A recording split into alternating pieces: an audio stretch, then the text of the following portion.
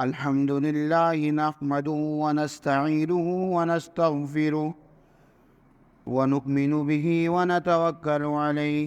ونعوذ بالله من شرور أنفسنا ومن سيئات أعمالنا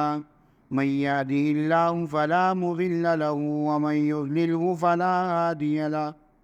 ونشهد أن سيدنا ومولانا محمدا عبده ورسوله أما بعد فأعوذ بالله من الشيطان الرجيم ما كان محمد أبا أحد من رجالكم ولكن رسول الله وخاتم النبيين وكان الله بكل شيء عليما. وقال النبي صلى الله عليه وسلم في معنى الحديث أنا خاتم النبيين لا نبي بعدي. وقال النبي صلى الله عليه وسلم الناس معادن كمعادن الذهب والفضة خيارهم في الجاهلية خيارهم في الإسلام أو كما قال النبي صلی اللہ علیہ وسلم. میرے عزیز بھائیو دوستو، جیسا کہ آپ کو پچھلے جمعۃ المبارک کے آخر میں یہ عرض کر دیا گیا تھا کہ اس جمعۃ المبارکہ میں ہم نے پچھلے جمعۃ المبارکہ میں قادیانیوں کے جو مرزا غلام احمد قادیانی کے دعوی نبوت کی حقیقت کو اور اس دعوی نبوت کو اسلام کس نظر سے دیکھتا ہے یہ بیان کیا گیا تھا. اور ظاہر ہے کہ یہ سب باتیں ختم نبوت یہ ہمارے نبی کی تعریف میں ہی باتیں ہو رہی ہیں. سر یہ سب باتیں اپنے پیارے نبی صلی اللہ علیہ وسلم کی تعریف میں ہی ہو رہی ہیں. آپ صلی اللہ علیہ وسلم کی تعریف میں جیسے کہ یہ باتیں بھی شامل ہیں کہ آپ کے اخلاق کیا تھے، آپ کی خوبیاں کیا تھی، اسی طرح آپ صلی اللہ علیہ وسلم کا جو رتبہ ہے، آپ صلی اللہ علیہ وسلم کا جو عہدہ اللہ نے دیا ہے، اس رتبے اور اس عہدے کی حفاظت کے لیے جو باتیں کی جائیں اور اس رتبے اور اس عہدے کی حقانیت کو ثابت کرنے کے لیے جو باتیں کی جائیں یہ بھی آپ کی تعریف میں شامل ہیں. آپ صلی اللہ علیہ وسلم کا بہت بڑا ایک عہدہ اور بہت بڑا ایک رتبہ ختم نبوت کا ہے. اور ویسے بھی آپ صلی اللہ علیہ وسلم کی دنیا میں تشریف آوری کا مہینہ ہے، تو آپ صلی اللہ علیہ وسلم کی تعریف تو ہم ہر وقت ہی کرتے ہیں. مسلمان کا کوئی بھی وقت اس بات سے خالی نہیں ہے کہ وہ اپنے نبی کی تعریف نہ کرے، وہ اپنے نبی کا تذکرہ نہ کرے. وہ نماز پڑھتا ہے تو اس میں بھی کرتا ہے، وہ اذان دیتا ہے تو اس میں بھی کرتا ہے، وہ دعا مانگتا ہے تو اس میں بھی اپنے نبی کا تذکرہ کرتا ہے. مسلمان کا تو کوئی بھی وقت نبی کے تذکرے سے خالی نہیں ہے. اس لیے ہم اپنے نبی کے تذکرے کو صرف ایک وقت میں قید کر دیں کہ صرف اس دن کرنا ہے اس دن نہیں کرنا، تو یہ ہماری ایمان کے غیرت ایمانی کو گوارا نہیں ہے کہ ہم اپنے نبی کے تذکرے کو وقت کے ساتھ محدود کر دیں، دنوں کے ساتھ محدود کر دیں، بلکہ ہمارا ہر لمحہ اپنے نبی کی تعریف میں ہے. ہمارا ہر وقت، ہمارا ہر لحظہ اپنے نبی کی تعریف میں ہے. ہم اپنے نبی کے ہر وقت، ہم جب نماز پڑھتے ہیں تو اپنے نبی کی تعریف اس طرح سے کرتے ہیں کہ وہ نبی جو 1400 سال پہلے آیا تھا، وہ نبی جو عرب میں آیا تھا، اس کی گواہی ہم یہاں پہ ہندوستان میں دے رہے ہیں، پاکستان میں دے رہے ہیں. اتنا فاصلہ ہے، اتنا زمانہ گزر گیا، لیکن ہم اپنے نبی کے ساتھ مستقل طور پر جڑے ہوئے ہیں. تو ہمارا اس مسجد میں آنا بھی نبی کی تعریف ہے، اس مسجد میں نماز پڑھنا بھی نبی کی تعریف ہے. ہمارا ایک ایک لمحہ اپنے نبی کی تعریف میں لگا ہوا. اس وقت ایک خاص موضوع پہ اپنے نبی کی تعریف کرنا مقصد تھا، وہ ختم نبوت، کہ آپ کا جو عہدہ ہے، آپ کا جو ٹائٹل ہے، آپ کا جو ایک رتبہ ہے ختم نبوت کا، اس کے حوالے سے. دیکھیں بات یہ ہے کہ انگریز نے جب مسلمانوں پہ ہندوستان میں آ کر اپنا قبضہ جمانا چاہا اور آہستہ آہستہ وہ اپنی جڑیں پھیلاتا رہا، اور 1857 میں اس نے حقیقی طور پر مسلمانوں کے اوپر قبضہ کر لیا اور اپنی حکومت قائم کر دی. تو اب انگریز اس بات سے پریشان تھا کہ ظاہری طور پر تو ہم نے مسلمانوں پہ حکومت کر لی، دیکھیں ہمارے ہی بندے مسلمانوں پہ حکومت کر رہے ہیں، جس کو ہم چاہیں وہ حاکم بنتا ہے، جس کو نہ چاہے وہ نہیں بنتا. ساری باتیں کہتے تھے کہ ہمارے مطابق ہو رہی ہیں، لیکن مسلمانوں کے جو دل تھے نا،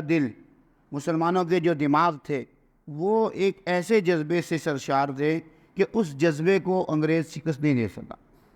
یعنی مسلمان اگرچہ ظاہری طور پر محکوم بن چکے تھے، لیکن ان کے دل میں یہ جذبہ موجود تھا کہ ہم نے ان انگریزوں سے نجات حاصل کرنی ہے، ان کافروں سے نجات حاصل کرنی ہے، اور وہ جذبے کی بنیاد جذبہ جہاد تھی۔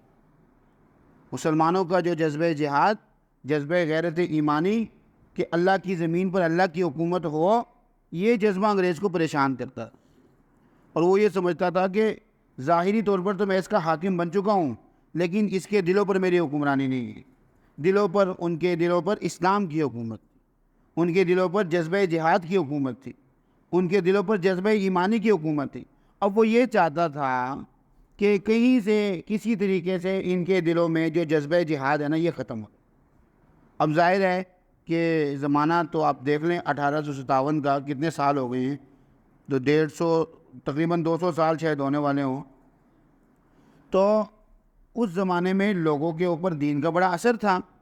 اور لوگ بات صرف علماء کی لیتے تھے، یا ان لوگوں کی لیتے تھے جو ظاہراً مولوی طرح ہوتا تھا، ظاہراً علماء کی شکل میں ہوتا تھا، بیس میں ہوتا تھا۔ تو انگریز نے اس جذبہ ایمانی کو ختم کرنے کے لیے ایک ایسا بندہ کھڑا کیا، یہ میں نہیں کہہ رہا کہ انگریز نے کھڑا، اس نے خود کہا کہ میں انگریز کا خود کاشتہ پودا ہوں۔ مرزا غلام احمد قادیانی نے خود کہا کہ میں وہ پودا ہوں جس کو انگریز نے لگایا ہے، یہ میں نہیں کہہ رہا، اس نے کہا تھا۔ اس نے یہ چاہا کہ جو ظاہر میں باتیں تو اسلام کی کرے، لیکن حقیقت میں بات ہماری کرے، اور اس نے پھر جہاد کے خلاف فتویٰ دے دیا۔ مرزا غلام احمد قادیانی نے کیا کیا؟ جہاد کے خلاف فتویٰ دے دیا۔ ظاہر ہے کہ جب جہاد کے خلاف اس نے فتویٰ دیا تھا تو جہاد ہی کا جذبہ تو تھا جو انگریزوں کو تنگ کرتا تھا، جذبہ جہاد ہی تو تھا جو مسلمانوں کو اس بات کی اجازت نہیں دیتا تھا کہ انگریز ہم پر حکومت کرے۔ تو اس نے مسلمانوں کے اندر جذبہ جہاد کو ختم کرنا چاہا، اور ظاہر ہے کہ پھر جب انگریز پاکستان سے، ہندوستان سے جانے لگے بر صغیر سے، تو تقسیم تو انہوں نے کی نا۔ تو انہوں نے تقسیم کے وقت پھر وہ لوگ جو کہ انگریزوں کے مفادات کے حامی تھے، ان میں سے بعض لوگ تقسیم کے وقت بھی شامل تھے، اور پاکستان کا پہلا جو وزیر خارجہ تھا وہی قادیانی تھا، ظفر اللہ نام تھا اس کا، اور وہ اتنا بدبخت تھا کہ تاریخ میں آتا ہے کہ اس نے قائد اعظم کا جنازہ نہیں پڑھا، اور اس نے کیا کہا؟ اس نے کہا یا تو میں مسلمان ہوں یا وہ مسلمان ہے، اگر تو میں مسلمان ہوں اور وہ کافر ہے تو میں مسلمان ہو کر کسی کافر کا جنازہ کیوں پڑھوں، اور اگر وہ مسلمان ہے اور میں کافر ہوں تو مسلمانوں کا جنازہ کافر تو نہیں پڑھتے، لہذا ایک تو ہم میں سے کافر ہے، لہذا میں جنازہ نہیں پڑھوں گا۔ لیکن مسلمان تو اسلام تو پاکستان جو ہے وہ اسلام کے نام پر بنا تھا، اور مسلمان جو ہندوستان سے پاکستان آئے اپنے دین کی غرض سے آئے، اور میں نے پہلے بھی عرض کیا تھا کہ ان کے آنے کا مقصد یہ تھا کہ ہم ایک الگ خطہ حاصل کریں گے جس میں اپنی منشا کے مطابق، اللہ کے حکموں کے مطابق، اپنے پیارے حبیب صلی اللہ علیہ وسلم کی سنتوں کے مطابق زندگی گزاریں گے۔ اگرچہ اوپر کے عہدوں پر تو وہ لوگ براجمان تھے، لیکن اصل میں عوام کے اندر جو دین کا جذبہ تھا وہ موجود تھا۔ اسی وجہ سے انہوں نے پھر وقتاً فوقتاً یہ تحریکیں شروع کی، اور پاکستان بننے کے بعد 1953 میں پہلی تحریک شروع ہوئی، اور اس تحریک میں لوگوں نے جانیں پیش کی۔ اس ہمارے لاہور شہر میں نہتی عوام پر فائرنگ ہوئی، کس لیے؟ اس جذبے کے لیے کہ ہمارے نبی کو اللہ نے جو عہدہ دیا ہے امام الانبیاء ہونے کا، ہمارے نبی کو جو اللہ نے عہدہ دیا ہے خاتم النبیین ہونے کا، ہمارے نبی کو جو اللہ نے عہدہ دیا ہے سردار انبیاء ہونے کا، یہ غلام احمد قادیانی ہمارے نبی سے وہ عہدہ چھیننا چاہتا ہے، یہ اپنے آپ کو نبی کے بعد ایک نبی پیش کرنا چاہتا ہے، اور ہم اپنے نبی کے نام کی، اپنے نبی کے کام کی، اپنے نبی کے عہدے کی، اپنے نبی کے ٹائٹل کی، اپنے نبی کی تمام وہ صفات جو اللہ نے ان کو دی ہے، ہم اس کی حفاظت کے لیے اپنی جان کی قربانی دینے کے لیے بالکل تیار۔ اور مسلمانوں نے آپ کے اس لاہور شہر میں اس بات کو ثابت کیا کہ نہتی عوام تھی، ان پر فائرنگ چلی، اور یہاں تک واقعات ہوئے کہ ماؤں نے اپنے چھوٹے چھوٹے بچوں کو پیش کیا۔ کس نیت سے پیش کیا؟ یہ جذبہ دیکھیں، اپنے نبی کی نبوت کی خاطر، اپنے نبی کی ختم نبوت کی خاطر ماؤں نے اپنے چھوٹے چھوٹے بچوں کو کس لیے پیش کیا کہ یہ نہیں ہمارے چھوٹے بچے ہیں۔ آپ میں سے ہو سکتا ہے کہ کوئی ایسا مجاہد ہو جو ختم نبوت کا کام کرنا چاہتا ہو، اور اس پہ گولیوں کی اگر بوچھاڑ ہو جائے اور وہ اپنی جان بچانا چاہے، اس کو اپنی جان بچانے کے لیے کچھ نہ ملے، تو وہ میرے ننھے چھوٹے بچے کو اپنے آگے کر دے تاکہ مرتا ہے تو میرا بچہ مرے، میرا ختم نبوت کا مجاہد زندہ باد۔ یہ ہم ہی لوگ تھے، یہ ہمارے ہی بڑے تھے جنہوں نے اپنے عقیدے کی خاطر یہ قربانی دی۔ کوئی سوچ سکتا ہے،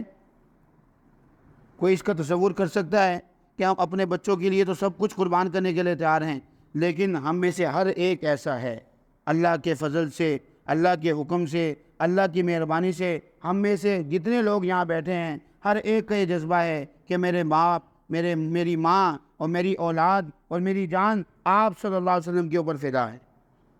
سب کا یہ جذبہ ہے۔ وہ ہستیاں کہ جن کو اللہ نے اتنا بڑا رتبہ دیا اور جن کے ساتھ محبت کو بیان کرنا کسی دلیل کے محتاج نہیں ہے، ہم کہتے ہیں کہ ہم بھی نہ رہیں، ہمارے ماں باپ، میرے ماں باپ ہو جائیں قربان ان کی رسالت پر، ہم اس کے لیے تیار ہیں۔ تو یہ آپ صلی اللہ علیہ وسلم کی ختم نبوت کو پھر جب وہاں پہ 1953 میں یہ تحریک چلی اور مسلمانوں نے اپنی جانیں پیش کی تو اس وقت تو اس جذبے کو خاموش کرا دیا گیا تھا، گولیوں کی وجہ سے، تشدد کی وجہ سے، کسی بھی وجہ سے، لیکن مسلمان تو اپنے نبی کی شان کی خاطر چپ کہاں بیٹھتا ہے؟ اور پھر پاکستان میں مسلمان تو اس وقت نہیں چپ ہوئے جب انگریزوں کی حکومت تھی اور غازی علم الدین شہید نے اپنے نبی کی ناموس کی خاطر اپنی جان قربان کر دی۔ وہ تو انگریزوں کی حکومت تھی، وہاں چپ نہ رہے، یہاں پاکستان ہے، اپنے ملک کو اس لیے حاصل کیا کہ اسلام کی حکمرانی ہو یہاں پہ وہ کہاں پہ چپ ہونے والے تھے؟ چنانچہ مسلمان لگے رہے اور کچھ ایسے واقعات ہوئے کہ جس کی وجہ سے ملک گیر ایک ایسے فضا بن گئی کہ اب تو یہ قادیانی اس پاکستان کے آئین کے مطابق بھی کافر قرار دینے چاہیے۔ علماء تو ان کو کافر قرار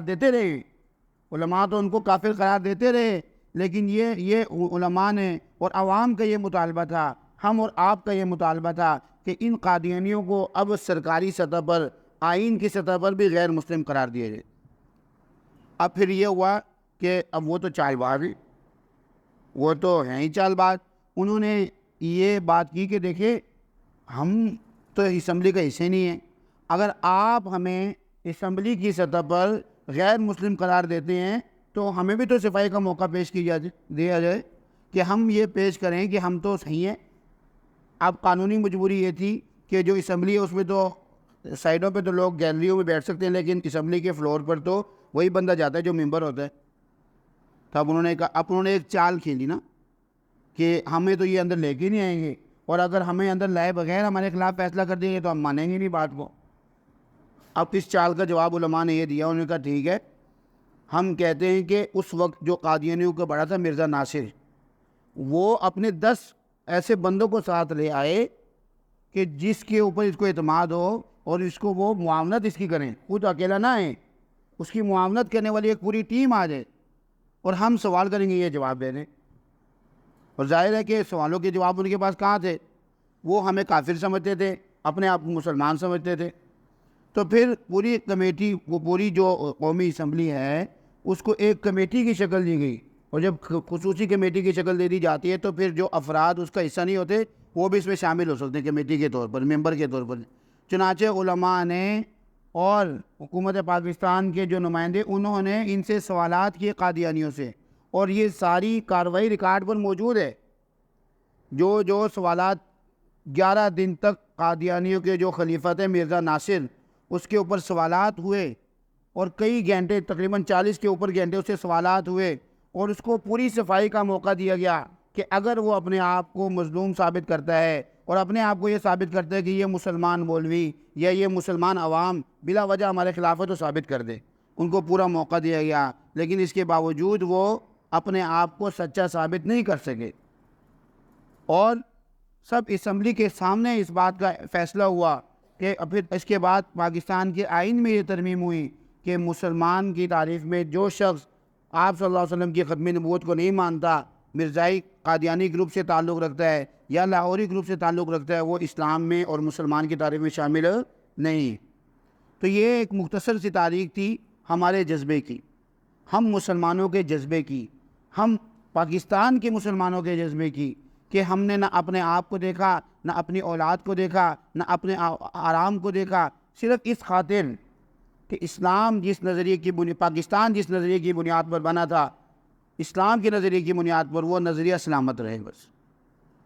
نبی صلی اللہ علیہ وسلم کی نبوت کا جو عہدہ ہے، نبی صلی اللہ علیہ وسلم کی ختم نبوت کا جو ان کو ایک امتیاز دیا گیا ہے، ان کو جو ایک ٹائٹل دیا گیا ہے وہ اللہ نے دیا ہے، کوئی اور ان کے آگے کھڑا نہ ہو سکے، اور کوئی اور آج جو آگے جو آنے والے ان کے لیے بھی سبق ہے کہ ہمارے نبی کی خاطر ہم اپنی جان بھی دے سکتے ہیں۔ ہمارے نبی کی شان میں آپ نے کسی قسم کی کوئی ایسی بات نہیں کرنی کہ جو عہدے اللہ نے ان کو دیے ہیں تم اس میں ان کے شریک ہو جاؤ،